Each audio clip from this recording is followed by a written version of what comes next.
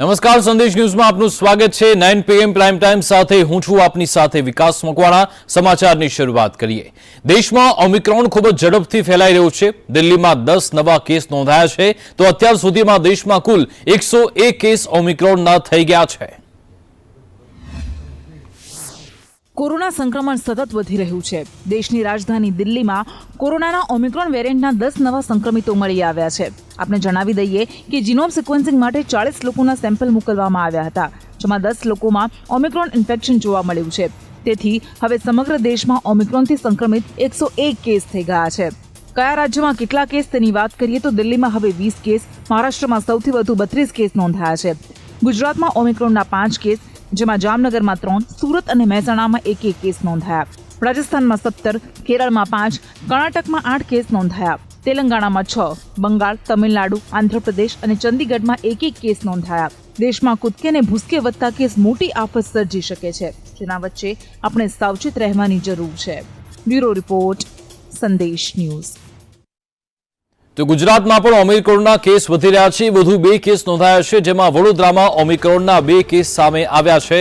Zambia અને East આફ્રિકાથી 2 મુસાફર આવ્યા છે, જેમનો રિપોર્ટ ઓમિક્રોન પોઝિટિવ છે। અત્યાર સુધીમાં ગુજરાતમાં ઓમિક્રોનના કુલ કેસ 7 થઈ ગયા છે, એટલે કે હવે વડોદરામાં પણ ઓમિક્રોનને પગ પેસારો કરવાની શરૂઆત કરી છે। અહીંયા 2 ઓમિક્રોનના પોઝિટિવ કેસ નોંધાયા છે। નોન હાઈ રિસ્ક દેશમાંથી આવેલા 2 વ્યક્તિઓના રિપોર્ટ પોઝિટિવ છે। જામ્બિયા અને ઈસ્ટ આફ્રિકાથી આ મુસાફર આવ્યા હતા, જેમનો રિપોર્ટ પોઝિટિવ છે અને તેમનામાં ઓમિક્રોનના લક્ષણ જોવા મળ્યા છે। એટલે કે ગુજરાતમાં આજે ઓમિક્રોનના વધુ 2 કેસ નોંધાતા કુલ કેસ હવે 7 થઈ ગયા છે।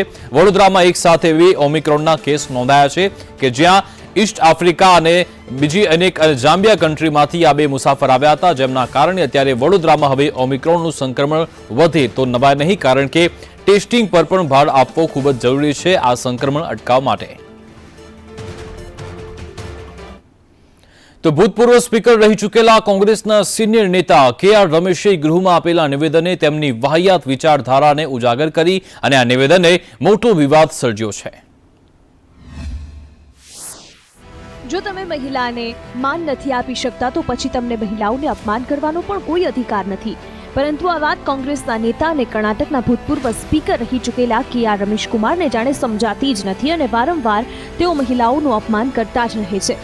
જ્યારે વિધાનસભામાં નેશનલ ક્રાઇમ રેકોર્ડ્સ બ્યુરોના આંકડાઓ સામે આવ્યા, જે અનુસાર દેશમાં 2020ના એક જ વર્ષમાં દુષ્કર્મની 26,727 ઘટનાઓ ઘટી હતી।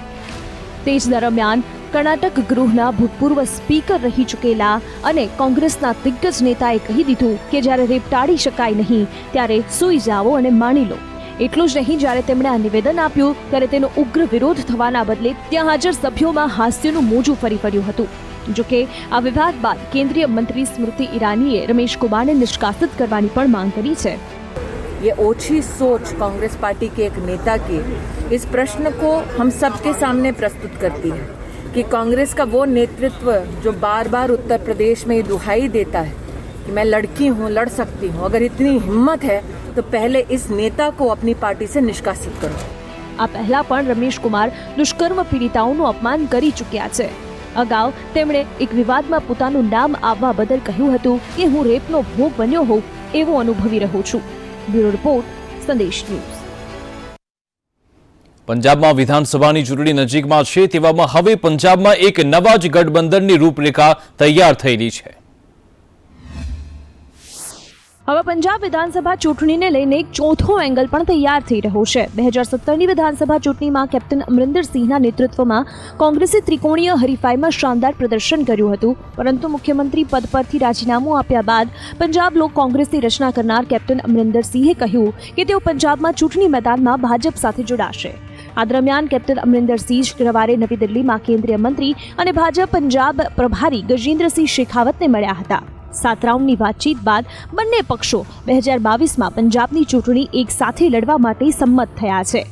આ બેઠક બાદ કેન્દ્રીય મંત્રીએ કહ્યું કે 7 રાઉન્ડની વાતચીત બાદ આજે હું પુષ્ટિ કરું છું કે ભાજપ અને પંજાબ લોક કોંગ્રેસ આગામી પંજાબ વિધાનસભાની ચૂંટણી સાથે મળીને લડશે। સીટ શેર જેવા વિષયો પર પછીથી ચર્ચા કરવામાં આવશે। 100% we are ready, we are prepared in every way. આ સાથે અમરિન્દરસિંહે કહ્યું કે તેઓ કેન્દ્રીય મંત્રી અને પંજાબના પ્રભારી ગજેન્દ્રસિંહ શેખાવતને મળ્યા હતા અને અમે વિધાનસભાની ચૂંટણી માટે સીટ વહેંચણીને લઈને પણ ચર્ચા કરી. આ સાથે સ્પષ્ટ થઈ ગયું છે કે હવે રાજ્યમાં નવું ગઠબંધન મોટા ચહેરા સાથે ચૂંટણી મેદાનમાં ઉતરી રહ્યું છે. બ્યુરો રિપોર્ટ, સંદેશ ન્યૂઝ. જાહેર ક્ષેત્રની બેંકોના ખાનગીકરણના વિરોધમાં શુક્રવારે જાહેર ક્ષેત્રની બેંકોના લાખો કર્મચારીઓએ તેમની હડતાલ ચાલુ રાખી, જેના કારણે બેંકની સેવાઓ પ્રભાવિત થઈ હતી. હવે બેંક કર્મચારીઓનો વિરોધ. જાહેર ક્ષેત્રની બેંકના ખાનગીકરણનો વિરોધ. સતત 2 દિવસથી ચાલી રહી છે હડતાલ. આજે જાહેર ક્ષેત્રની બેંકોના ખાનગીકરણ મુદ્દે હડતાળનો બીજો દિવસ છે અને તેનાથી દેશભરની બેંકોના કામકાજ પર અસર પડી છે. United forum of bank unions, all India bank officers confederation, all India bank employees association અને નેશનલ બેંક એમ્પ્લોઈઝ ઓર્ગેનાઇઝેશન સહિત 9 બેંક યુનિયનના ફોરમ દ્વારા હડતાલનું આહવાન કરવામાં આવ્યું છે. આ તમામ બેંકો બંધ થવાના કારણે બેંકના ગ્રાહકોને ડિપોઝિટ, ઉપાડ, ચેક ક્લિયરિંગ્સ અને લોન મંજૂર જેવી સેવાઓ સ્થગિત થવાના કારણે મુશ્કેલીઓ પણ પડી. नौकरी जाने का खतरा है, प्राइवेट होने के बाद क्या पता किस तरह की सिचुएशन बने. पेंशन का तो पहले ही हो चुका है, जो न्यू पेंशन स्कीम में चल रही है, और जनता के पैसों का खतरा है. जैसा कि पुनिया जी ने बताया अभी कि पीएमसी और येस बैंक रिसेंटली हमारे पास 2 एग्जांपल्स हैं जो हुआ. अगर उनकी हमारी मांग ना मानी गई और लेके आते हैं टेबल पे एजेंडा लेके आते हैं तो उसमें हम इनडेफिनेट स्ट्राइक का हमारा वो है, हम इनडेफिनेट स्ट्राइक करेंगे. ફેબ્રુઆરીમાં રજૂ કરાયેલા કેન્દ્રીય બજેટમાં નાણાપ્રધાન નિર્મલા સીતારામને કેન્દ્રની ડિસઇન્વેસ્ટમેન્ટ યોજના હેઠળ આ 2 જાહેર ક્ષેત્રની બેંકોના ખાનગીકરણની જાહેરાત કરી હતી. બ્યુરો રિપોર્ટ, સંદેશ ન્યૂઝ. નાગાલેન્ડમાં આર્મ ફોર્સિસે કરેલા ફાયરિંગમાં 14 લોકોના મોત થયા. ત્યારબાદથી વિરોધ થઈ રહ્યો છે અને આર્મ ફોર્સિસ સ્પેશિયલ પાવર્સ એક્ટને હટાવવાની માંગ થઈ રહી છે. મોન જિલ્લામાં થયેલા ફાયરિંગમાં 14ના મોત બાદ નાગાલેન્ડમાં અનેક જિલ્લામાં વિરોધ પ્રદર્શન. એએફએસપીએ એક્ટને હટાવવા માંગ. નાગાલેન્ડના મોન જિલ્લામાં 4 ડિસેમ્બરની સાંજે આર્મ્ડ ફોર્સિસે ગાડી પર આડેધડ ફાયરિંગ કર્યું હતું. તેમને શક હતો કે આ ગાડીમાં મિલિટન્ટ બેઠા છે, જો કે ગાડીમાં મજૂર હતા. સેનાના આતંકવાદ વિરોધી ઓપરેશન દરમિયાન નાગાલેન્ડના 14 નાગરિકોના મોત થયા હતા, જેને લઈને રાજ્યભરમાં વિરોધ પ્રદર્શન ચાલી રહ્યું છે અને આ વિરોધ પ્રદર્શન હવે રાજધાની કોહિમા સુધી પહોંચી ગયો છે. નાગા સ્ટુડન્ટ ફેડરેશને શહેરમાં એક વિશાળ વિરોધ પ્રદર્શન કર્યું, જેમાં માર્યા ગયેલા નાગરિકોને ન્યાય આપવા માટે માંગ કરાઈ અને આ સાથે જ વિવાદાસ્પદ armed forces special powers act 1958ને રદ કરવાની પણ માંગ કરાઈ. આ એક્ટ આર્મ્ડ ફોર્સિસને શંકાસ્પદ પર ગોળી ચલાવવા, રેડ કરવા અને ધરપકડ કરવા સહિતના અધિકારો આપે છે. મણિપુરના સીએમ અને તેમના કેબિનેટ મંત્રી પણ ખુલીને હવે આ એક્ટના વિરોધમાં આવી ગયા છે. જોકે હાલ આ તમામ પ્રદર્શનકારીઓ બેનર લઈને હવે રસ્તા પર ઉતરી આવ્યા છે, જેમાં એએફએસપીએને રદ કરવા માટેના લખાણો લખ્યા છે, જેમાં લખાયું છે કે એએફએસપીએને બેન કરો, અમારા અવાજને નહીં. જોકે રાજ્યના અનેક જિલ્લામાં વિરોધ પ્રદર્શન થતાં જનજીવનને પણ અસર થઈ છે. બ્યુરો રિપોર્ટ, સંદેશ ન્યૂઝ. સમાચારમાં આગળ વાત કરીએ તો ભૂતાને વડાપ્રધાન નરેન્દ્ર મોદીને તેના સર્વોચ્ચ નાગરિક પુરસ્કારથી સન્માનિત કર્યા છે. વડાપ્રધાન નરેન્દ્ર મોદીને ભૂતાને તેના સર્વોચ્ચ નાગરિક પુરસ્કારથી સન્માનિત કર્યા છે. ભૂતાનના વડાપ્રધાને કહ્યું કે વડાપ્રધાન નરેન્દ્ર મોદીને ભૂતાનના સર્વોચ્ચ નાગરિક પુરસ્કાર નાગરાગ પેલગી ખોરલોથી સન્માનિત કરવામાં આવી રહ્યા છે. ભૂતાને વડાપ્રધાન મોદીને મિત્રતા અને પરસ્પર સહયોગ માટે આ પુરસ્કાર આપ્યો છે. ભૂતાન સરકારે કહ્યું હતું કે વડાપ્રધાન નરેન્દ્ર મોદીએ મહામારી દરમિયાન અમને સહકાર આપ્યો હતો. ભૂતાને આ પુરસ્કાર માટે તેમના લોકો વતી અભિનંદન પાઠવતા કહ્યું કે તેમને હંમેશા એક મહાન અને આધ્યાત્મિક વ્યક્તિ તરીકે જોવામાં આવ્યા છે અને વડાપ્રધાન નરેન્દ્ર મોદીને ભૂતાન દેશની મુલાકાત લેવા પણ આમંત્રણ આપ્યું. આ પહેલા પણ નરેન્દ્ર મોદીને અન્ય દેશ તરફથી સન્માનિત કરવામાં આવી ચૂક્યા છે, જેમાં સાઉદી અરબ, અફઘાનિસ્તાન, ફિલિપિન્સ, દક્ષિણ કોરિયા, રશિયા, યુએઈ અને માલદીવ્સે વડાપ્રધાન નરેન્દ્ર મોદીને સર્વોચ્ચ નાગરિક પુરસ્કારથી સન્માનિત કર્યા છે. આ સાથે જ સંયુક્ત રાષ્ટ્રે પર્યાવરણ ક્ષેત્રમાં ઐતિહાસિક કાર્ય કરવા બદલ પીએમ મોદીને ચેમ્પિયન ઓફ ધ અર્થ એવોર્ડથી પણ સન્માનિત કર્યા છે. બ્યુરો રિપોર્ટ, સંદેશ ન્યૂઝ. હિમાચલ પ્રદેશમાં કડકડતી ઠંડીની શરૂઆત થઈ ગઈ છે. શીતલહેરના કારણે શિમલા સહિત રાજ્યના 8 શહેરોમાં લઘુત્તમ તાપમાન માઇનસ થયું છે. હિમાચલ પ્રદેશમાં કડકડતી ઠંડીની શરૂઆત થઈ. લાહોલ અને સ્પીતિ જિલ્લાના મુખ્ય મથક કેલાંગમાં -8 ડિગ્રી સેલ્સિયસનું સૌથી ઓછું તાપમાન નોંધાયું. ગુરુવારે સાંજે અટલ ટનલ પાસે બરફનું તોફાન આવવાના કારણે અનેક વાહનો ફસાયા હતા. હવામાન વિભાગે રાજ્યના ઘણા જિલ્લાઓમાં વરસાદ અને હિમવર્ષાની ચેતવણી જાહેર કરી છે. હવામાન વિભાગે તેનું કારણ વેસ્ટર્ન ડિસ્ટર્બન્સ ગણાવ્યું છે. ઘણા વિસ્તારોમાં તો સપ્લાય લાઇનોમાં પીવાનું પાણી પણ જામી ગયું હતું. અહીં રાજ્યના ચંબામાં 1 ડિગ્રી, મનાલીમાં 1 ડિગ્રી તેમજ ભૂંતરમાં 1 ડિગ્રી સેલ્સિયસ તાપમાન નોંધાયું હતું. રોહતાંગમાં સાંજે અટલ ટનલ રોહતાંગના નોર્થ પોર્ટલમાં બરફનું તોફાન આવ્યું, જે દરમિયાન લાહોલથી મનાલી તરફ આવતા વાહન ચાલકોને ભારે મુશ્કેલીનો સામનો કરવો પડ્યો હતો. લાહોલ સ્પીતિના એસપી માનવ વર્માએ જણાવ્યું કે અટલ ટનલ પાસે તોફાનની ગતિ એટલી જોરદાર હતી કે વાહન ચાલતા ચાલતા હલવા લાગ્યા હતા. વિઝિબિલિટી પણ ઘટી હતી. લાહોલ સ્પીતિમાં બ્લેક આઇસિંગ સાથે બરફના તોફાન દરમિયાન 180 કિલોમીટર પ્રતિ કલાકની ઝડપે પવન ફૂંકાયો હતો. તો લાહોલ પોલીસની મદદથી તમામ પ્રવાસી વાહનોને સુરક્ષિત રીતે બહાર કાઢીને મનાલી મોકલવામાં આવ્યા હતા.